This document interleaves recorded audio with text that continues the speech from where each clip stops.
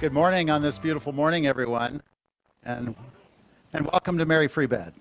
I'm Kent Riddle and have been serving for the last 12 years as Mary Free Bed's CEO, and just delighted to welcome everyone here, especially members of state legislature that are here, and also our governor. It's our tradition to begin meetings here at Mary Free Bed with a wow moment, and today we'll peel back the curtain a little bit on an exciting event, we'll let that be our wow moment. But today is really about collaboration, private and public collaboration, and that is the spirit of what today is about.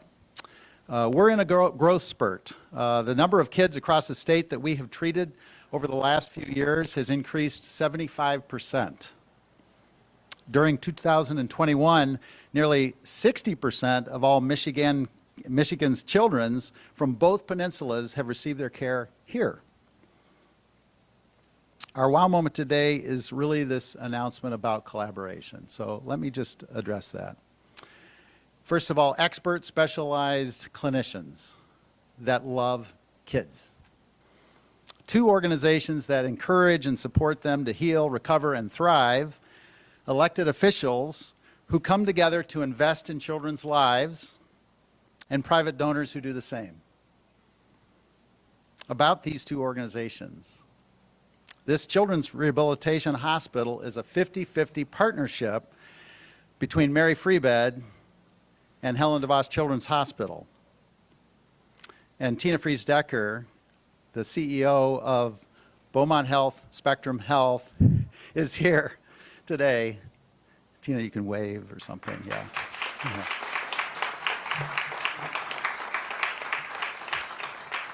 Along with her team, who are all friends.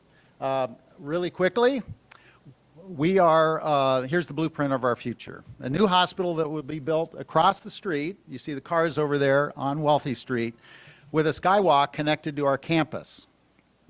It will be dedicated exclusively to providing life-changing rehabilitation for children born with malformations, defects, recovering from diseases, any number of diseases, cancer, chronic pain, or traumatic injuries.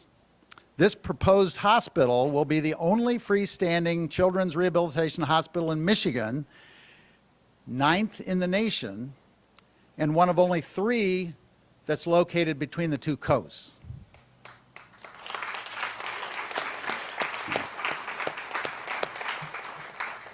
And as the newest, it will be the most technologically advanced and specialized in our country. So let me show you a picture. And we can save it for the press conference if you're interested. Thank you. We are trying to emulate both Helen DeVos Children's Hospital and Mary Free Bed's campus in the building. Those are 2 different views from different sides of the building.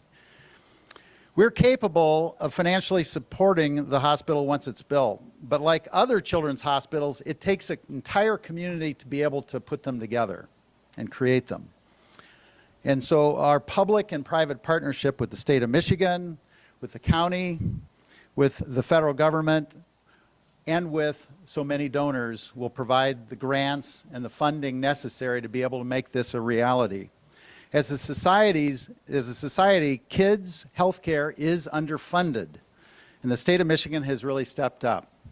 Michigan legislators and Governor Whitmer have provided the first $10 million toward this new hospital in next year's budget.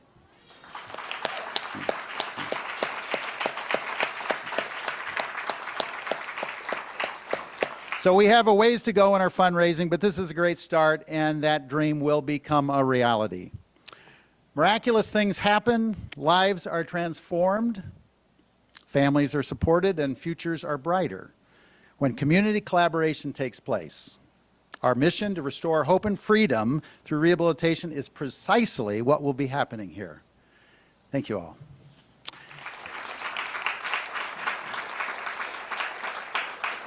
I'd like to introduce our mayor of the great city of Grand Rapids, who we all know and love, a former rehabilitation patient, Rosalind Bliss.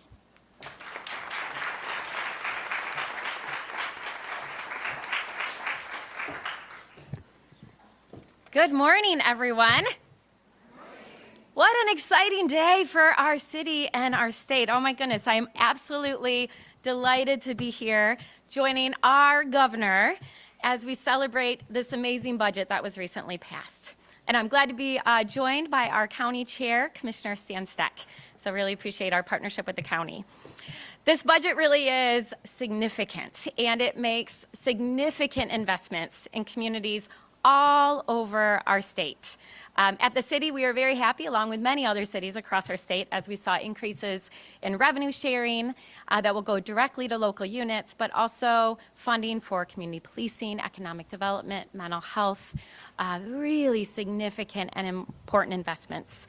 And this budget really builds on this positive momentum of previous investments that have been made in communities. And what that means is an investment in people, but also in the places where people call home. I am especially grateful that this budget includes direct funding that will have a huge positive impact on Grand Rapids and all of West Michigan. One of the most significant ones will be supporting our growing reputation as a medical hub and healthcare destination, thanks to our incredible healthcare organizations here in Grand Rapids. A place where people come to receive life-saving care, medical intervention, and support. But even more than that, they come here to find hope. Hope during what can be one of the most challenging times that families face. The support of Mary Free Bed's Children's Rehabilitation Center will enable them to enhance their focus on pediatrics in partnership with Helen DeVos Children's Hospital and improve the lives of children with disabilities, all while providing support to their families as they move through this incredibly difficult journey in the medical field. And as Kent said, this initiative is particularly near and dear to my heart. As some of you know, I spent a great deal of my childhood at Mott Children's Hospital and received incredible rehabilitation services there that truly have enabled me to walk today. So this is very near to my heart. It's a huge win for children and families, as now children all over Michigan, including West Michigan, right here in their own backyard, have access to these vital healthcare and rehabilitation services. It will elevate our reputation as a world-class destination children's rehabilitation hospital, and we are so proud that it will be right here in the city of Grand Rapids. In addition to these important investments, I'm also deeply appreciative for the funding and support of other city priorities, including funding for our Grand Rapids Public Museum. I know Dale is here. Dale, I know you've been smiling for over a week now, as well as the amphitheater, which are key redevelopment sites along our river corridor. So we look forward to getting through the permit process and kicking off the river restoration project, which truly is the catalyst for the work we're going to do all along the Grand River. The transformational restoration of the river and redevelopment along its banks, right across from the new Spectrum Health development, will spur robust economic activity not seen in generations. This funding, the funding in this and recent budgets that have been passed, makes our larger vision of the Grand River restoration and the River for All project truly a reality. So I want to end with personally thanking our entire West Michigan delegation, including our senators, Senator Brinks and Huizenga, along with representatives. I know Rachel Hood is here today, but also Representatives Albert and Pashamis and LeGrand. We are so fortunate to have strong voices representing Grand Rapids and West Michigan in Lansing. And then a very, very special thank you to our incredible governor for her tireless leadership and service, especially during these unprecedented times. Today is a great day for Grand Rapids, but it's also a great day for every child that calls Michigan home. So thank you so much for joining us for this awesome celebration. And now please join me in welcoming Dr. Doug Henry from Mary Free Bed.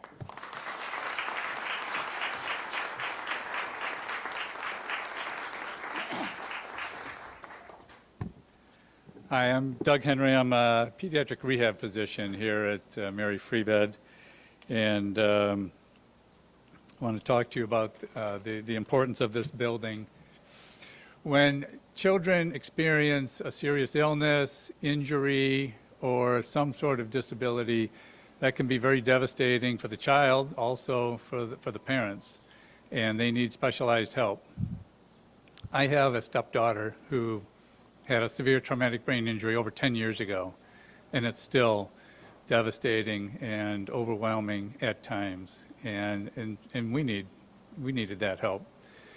And I came here from the Cleveland Clinic about 3 years ago, and there we had a freestanding pediatric rehabilitation hospital. Very small hospital, but it was totally geared towards helping kids improve functionally from whatever disability they had. The environment, the equipment, the people, everything geared towards getting children better. And that's what we need here. We're already doing phenomenal things for children here at Mary Free Bed, but we need a more kid-friendly environment.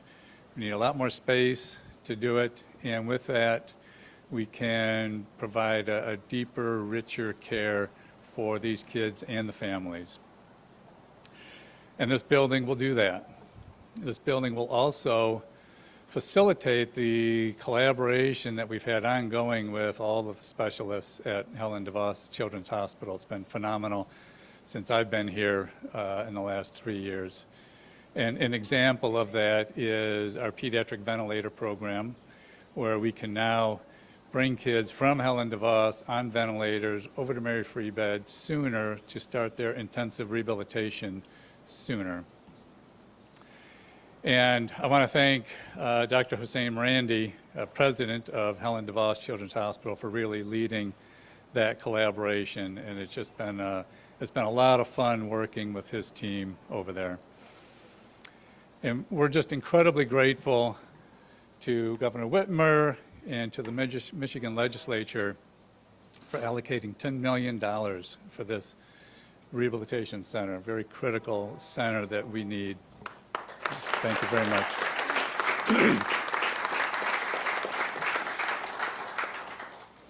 And now I want to introduce our next speaker, who has benefited from therapies here at Mary Free Bed for all of his life, and also happens to be a very good goalie.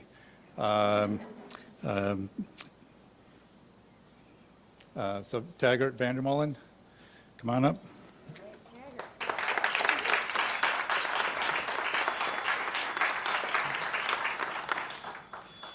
Hi everyone, I am Taggart Vandermolen. I was born with CP and I've been coming here for as long as I can remember. Growing up, I've had a couple surgeries and I've done a lot of physical therapy here. As I got a little bit older, I heard about a wheelchair sports camp that Mary Free Bed was doing, and I was like, I would like to try that. So I went and I fell in love with every sport, but most of all, I fell in love with hockey. And I've been doing that for the past 13 years now. I just finished my 13th season. And through all the possibilities and opportunities that Mary Free Bed has given me, I've been able to travel across the country, participate in things internationally. And about 5 years ago, I was sent to a high-level training camp and tryouts for the Olympic team. And first try, I made it onto the development team, which is one step below the Olympic team. So I just finished my 5th season with them, and in 2 weeks now, I'm going to be traveling to New Jersey to try out again for the Olympic team. And everyone's telling me I've got a great chance this year, so this looks like it's going to be my year to make it onto the Olympic team.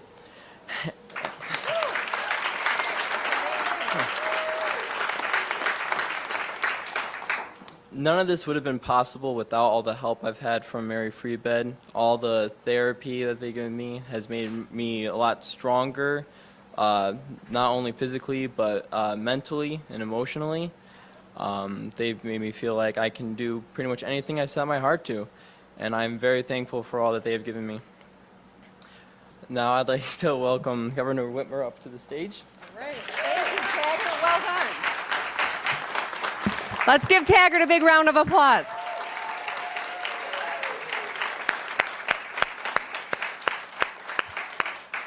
Well, I asked him right before he spoke, I said, are you ready? He's like, oh yeah, I got this. So maybe Taggart will be in this position at some point after his hockey days are, well, maybe his professional hockey days are behind him. But anyway, thank you so much, all of you. Thank you for hosting me. Mayor Bliss, thank you for your partnership. Dr. Henry, thank you so much for the work that you do. And Taggart, thank you for inspiring us all this morning. And I want to acknowledge I'm here with my budget director, Chris Harkins, who, as hard as the legislature works, as hard as all the staff works, this is one of the hardest working people in state government, and he helped shepherd this through and got us to this point today. So I couldn't do this work without Chris.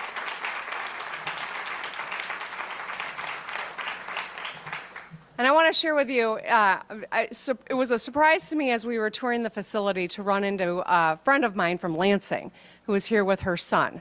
And I think it just goes to say, every one of us knows someone who is going to benefit from this investment in Mary Free Bed.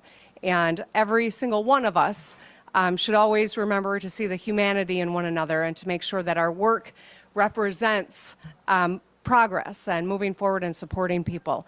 So today I'm really excited to be here at Mary Free Bed to celebrate this fourth bipartisan balanced budget. This one done even before the July 1 deadline. It's not to my desk yet. I was hoping to sign it while I was here. I'm still waiting on it. But as I mentioned, as hard as the legislature worked in those final days of getting the budget done, their staff showed up before them, stayed after them, and then there was a holiday. So I know they're working hard, and I'll be eager to sign it probably in the coming days. But we wanted to keep this event so that we could highlight some of the really important, wonderful things that we were able to accomplish.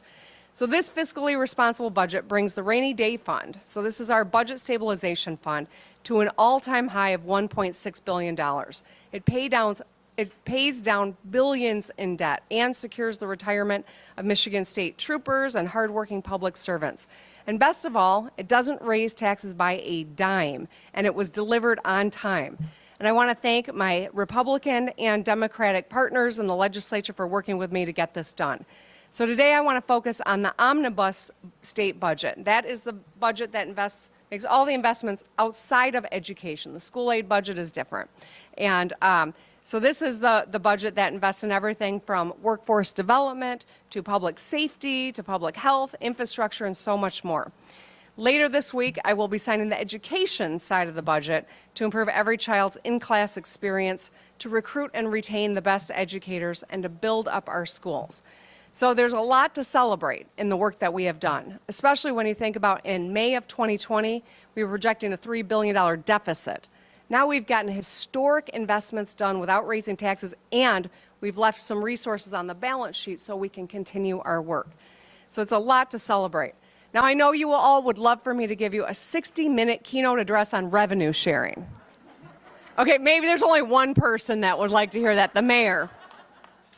But I'm going to keep this short and straightforward.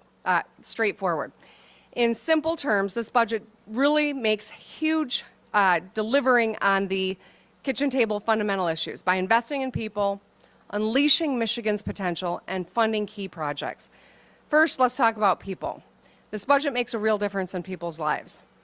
Two top-of-mind priorities for every single Michigander are public health and public safety, and this budget makes historic investments in both. As a former prosecutor, public safety is a core issue for me, and I'll continue to work with anyone who wants to solve problems and keep families safe in their homes and on our streets. This budget invests additional resources to help communities fund law enforcement, fire departments, and other first responders. It'll set up new statewide judicial case management systems so that we can improve court efficiency and get violent criminals off the street. Several Michiganders wrote to my office about how essential investments in public safety are, and I am proud that we came together to get it done. To better public health, the budget improves dental care access for Michiganders enrolled in Medicaid and raises reimbursement rates for critical health services. Britta from East Lansing wrote to my office about the importance of dental care, and she said, inadequate access to dental care can impact people's self-esteem, working choices, or desire for education, not to mention their physical health. No one should feel limited by their smile or lack of.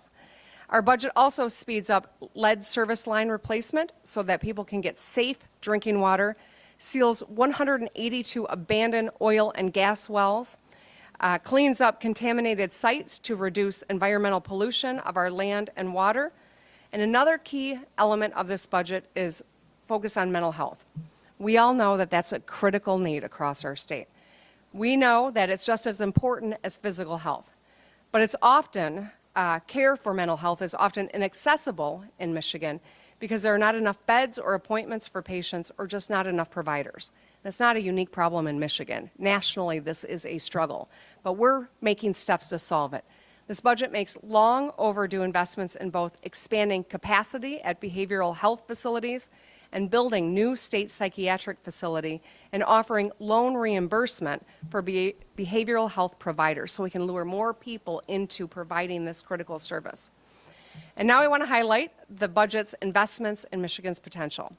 So with investments in workforce programs and economic development, this budget will power small business growth and uplift every region in our great state.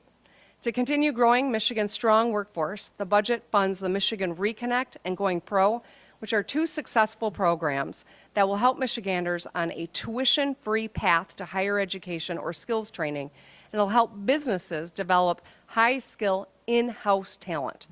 There's so many inspiring stories across our state of people who are able to chase their dreams because of the Michigan Reconnect, and today I want to share one more. And I got to tell you, I run into people all across our state. 170,000 people have signed up for these programs, and I meet them in all my travels. I heard from a guy named Brandon from Holly, Michigan, and saying that this was the difference between struggling to make ends meet and getting a good paying, in-demand job in IT, which we're all looking for, by the way. So I'm proud that Reconnect has been fully funded in our budget and will continue to make a difference in people's lives. The budget also invests in food and agriculture economic development so that we can attract jobs in these key industries and fund the Office of Rural Development. I established this office to connect rural communities with workforce, education infrastructure, and connectivity to meet their needs. And we're also kicking off the Buy Michigan campaign to support Michigan-grown and raised products, funding our iconic Pure Michigan campaign to promote tourism and bring visitors to local economies. Michigan has the second most agricultural diversity in the country. It's a huge point of pride for us. We can feed the world from Michigan, and investments like this are how we do it. And finally, the budget will help job seekers and small businesses with open positions by reducing barriers to employment that keep people out of workforce because of transportation barriers or childcare barriers and more. Michiganders work hard. When we support their grit and determination with programs and investments that channel them effectively, there's really no limit to what we can do. I got a note from a woman named Virginia in a small town of just over 200 people in the Upper Peninsula, much smaller than Grand Rapids. She wrote that any item that makes a better life for anyone impacts every one of us. And finally, I want to talk about projects. This budget makes investments in that Michiganders can see and use in buildings and facilities to serve the community. There are several notable projects across the state. The state psychiatric complex that I mentioned earlier, a new state public health and environmental lab, and a new veterans home in Marquette, Michigan. We are modernizing Michigan's armories, and we're funding transformational cutting-edge initiatives at our universities that will spur innovation and save lives. And this includes dairy barns and greenhouses at MSU, an electric vehicle training and deployment center at the University of Michigan, and a cancer institute at Wayne State. So this budget funds several projects in West Michigan. In Holland Township, we will fix a pipeline. In Battle Creek, a river restoration project and improvements to the Binder Park Zoo. In Muskegon, investments to redevelop the 3rd Street Wharf and restoration of the Channel Lighthouse. In Lawton and Sparta, water infrastructure projects. And right here in Grand Rapids, this budget funds improvements to the amphitheater, the City Museum, and this facility, Mary Free Bed, which provides care and rehabilitation services to children, as well as the public museum. So excited about that. And so our work in the first half of 2022 has really been historic. I have worked in the state government for the better part of the last 20 years. It's rare that our budget has even kept up with inflation. At this point, we are in a rare position where we're able to make investments that are long overdue, and we're doing it. And we're working together to get it done. When sometimes it feels like the legislature and I don't see eye to eye on anything, it couldn't be further from the truth. We've seen eye on this historic investment, and this is our 4th budget we've done together, and I'm really proud of it. So from winning a combined $9 billion and 7,200 auto jobs investment from GM and Ford as a direct result of our work last December in the bipartisan economic development legislation, to delivering $400 checks per vehicle to every driver, to delivering $1,000 bonuses to 38,000 child care workers, to working together on 880 bipartisan bills since I took office, to the Rebuilding Michigan Together plan that's funding dozens of road and bridge projects and replacing 20,000 lead service lines, expanding high-speed internet, building affordable housing, and improving state and local parks. We're proving in Michigan again and again we can get things done when we work together. So what's next? Well, this is a bipartisan budget I'm proud to sign, but to ask an age-old important question, what's next on tap, right? Well, right now, Michiganders are facing rising prices in the grocery store and all facets of life. And so even after the budget, the state of Michigan still has billions of dollars we've left on the balance sheet. I think it is time for us to work together as when the legislature gets back to Lansing so that we can put money back in people's pockets. I proposed a number of ways to do that, from eliminating the retirement tax to supporting inflation rebate, to which would be a $500 check, to increasing the earned income tax credit, which would help 730,000 working families. Our collaboration has gotten us to this point. There's more yet to do, but this is a moment to celebrate. And I'm excited that Representative Hood is here. I'm so grateful, Tina, that you are here, and all the leaders that have joined us today. Being here at Mary Free Bed really clarifies why we do this work. Every spreadsheet, every policy memo, every negotiation, all our work in Lansing is about delivering real results for Michiganders, especially for the kids like the ones that are going to be served right here at Mary Free Bed. This program offers comprehensive rehabilitation services for kids ranging from infancy to, I don't want to hang out with you, Mom. I'm not sure what age that is. I'll have to go back and think about it. But they serve Michiganders from 81 of our 83 counties, including nearly 6 in 10 kids who need inpatient rehabilitation. And today, because of this budget, they'll continue to have the resources to grow, to thrive, and to continue to serve our kids. So thank you all for being here. I am so proud of the budget that I'm going to sign soon, and I'm glad you're here. Thank you.